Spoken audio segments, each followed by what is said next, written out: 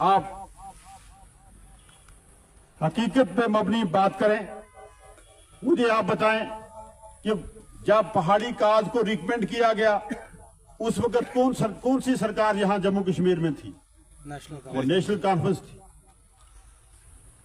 जब पहाड़ी काज के लिए 4 चीफ मिनिस्टर्स ने, प्राइम मिनिस्टर ने ऐलान किया कि हम उनको शेड्यूल ट्राइब देंगे, उस वक्त कौन सी सरकार यहां थी? उस वक्त कौन चीफ मिनिस्टर था? National conference. और जिन लोगों ने इस पहाड़ी काज को प्लीट किया, आज तो मैं कहूंगा पहाड़ी भाइयों से भी कि आपकी वो मूवमेंट तो अगवा हो गई, वो हाईजैक कर लिया गया उसको। लेकिन जिन लोगों ने इस काज को चलाया था, जिसमें आजानी शरीफ तारक साहब, जिनको मैं शेर कोस्तान कहा करता था, सरदार रफीक हसन खान और बहुत से दूसरे पहाड़ी लीडर, मिर्जा रशीद साहब, जिनको बाबा पहाड़ी कहना चाहिए, पहाड़ी कौम कहना चाहिए। आज तो दौड़ लगी है कि बाबा पहाड़ी कौम कौन होगा। मैं कहता हूं कि मिर्जा रशीद जो हैं वो इस काज के चैंपियन हैं और उनको बाबा कौम कहा जाना चाहिए। बात थोड़ी टिल्ट हो गई, डाइवर्ट हो गई। मैं कहूंगा कि अगर जिन लोगों ने इस काज को चलाया, बात गौर से सुनिए, और मैं अल्लाह के सामने आपसे गवाही लूंगा इस बात की कि जिन लोगों ने इस काज को चलाया वो कौन लोग थे?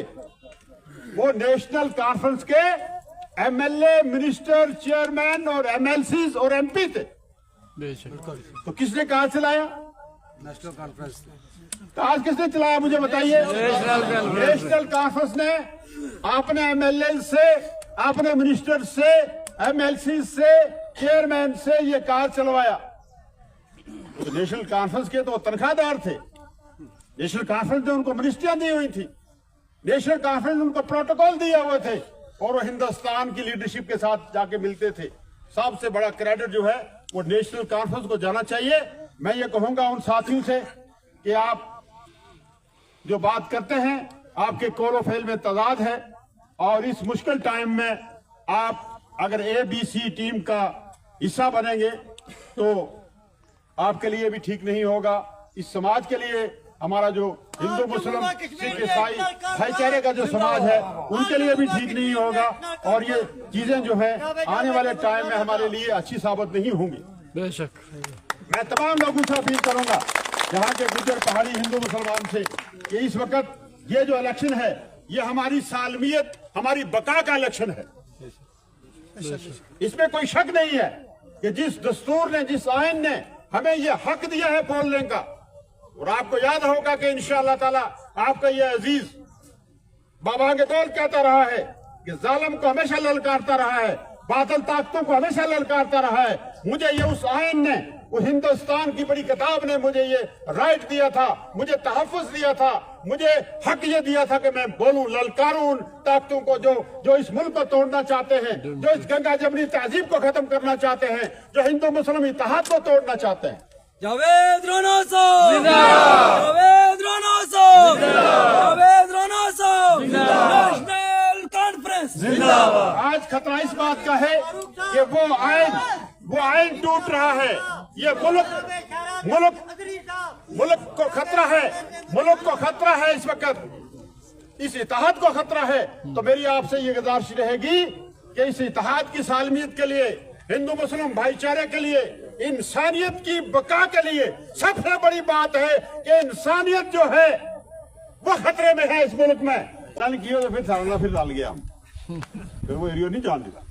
शुक्र है। इस वास्ते मेरी गुजारिश है कि सियासी बसीरत, उन लोगों को भी मैं ये कहूंगा कि आज जो है वो जहन्नम और जन्नत खुद ही फैसला करने वाले मेरे साथी लोग जो हैं, सुबह जो है जन्नत में जाने के लिए तैयार रहते हैं, दोपहर को जहन्नम में, और शाम को फिर कहते हैं नहीं जी आप बेस्ट में जाएंगे।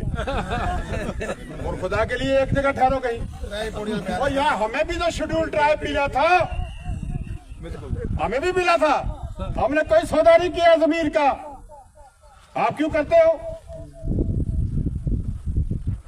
क्या ये बात है नहीं? आपको शेड्यूल ट्राइब दिया था ना किसी सरकार ने? भाई सरकारों के काम होते हैं, जरा सभी हाथ खड़े करके गए ना। आपको 1991-92 में शेड्यूल ट्राइब मिला, आपने कोई सौदा किया किसी सरकार के साथ? नहीं जी, हमें एहसान का बदला हम एहसान करेंगे, ये कौन सा तरीका है? वो हमारा हक शेड्यूल ट्राइब दिया, हक है, हमारा हक है। पहाड़ियों ने शेड्यूल ट्राइब के लिए लड़े, उनको मिला, उनका हक था। लेकिन आप अपने जमीन का सौदा कर रहे हैं। आप उठाइए हाथ, ये मैं किबला की तरफ हूं, ला इलाहा इल्लल्लाह मोहम्मद रसूलुल्लाह पढ़ के मैं ये कहता हूं कि जमीर के सौदे नहीं करने चाहिए। आप कैसे ये कह रहे हो? एहसान का बदला एहसान, क्योंकि भाई जुम्मा ने देनी दी तो शेड्यूल ट्राइब के उसको एहसान का बदला एहसान करना है। तो हिंदुस्तान की गवर्नमेंट ने दी तो है, और अगर सरकार अपना सरकार मन्ने, मोदी साहब ने जो होम मिनिस्टर साहब अगर वो सरकार मन्ने अपना तो ना तो उसका पहाड़िया लोगों ने यह कहना चाहिए कि आप एहसान का बदला एहसान। भाई तो मैं आपको कह रहा हूँ, क्या ये सरकार जो है ये कोई ठेके पे सरकार है? नहीं है।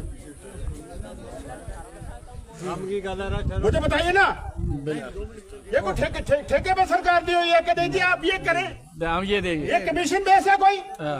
भाई अगर सरकार आप हैं, मोदी साहब मैं आपको ये कहता हूँ, इस बड़ी धरती से ये कहता हूँ कि अगर आप हिंदुस्तान के प्राइम मिनिस्टर हैं, अगर आप ये समझते हैं कि इतने बड़े मुल्क के आप प्राइम मिनिस्टर हैं, मैं अमित शाह जी आपको ये कहूंगा कि आप समझते हैं कि मैं इतने बड़े जमहूरी मुल्क का होम मिनिस्टर हूँ, आप ऐलान कीजिए, दिल्ली से ऐलान कीजिए कि जम्मू कश्मीर के लोगों, खिताए पीर पंजाब के लोगों, अपने जमीन का फैसला करो।